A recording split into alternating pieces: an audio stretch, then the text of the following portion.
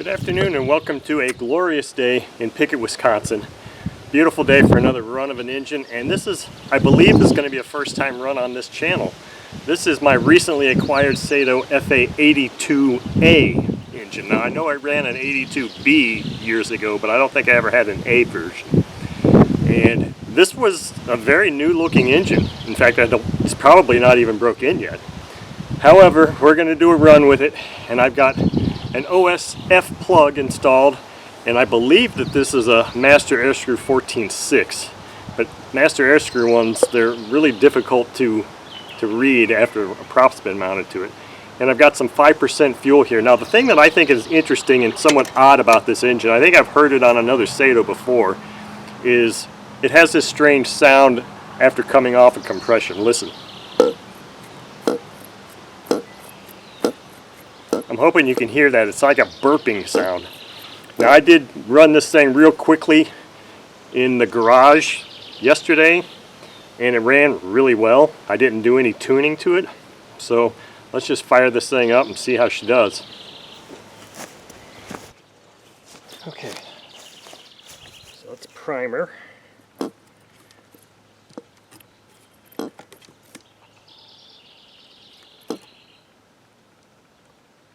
No throttle stop screw on this, so I have to estimate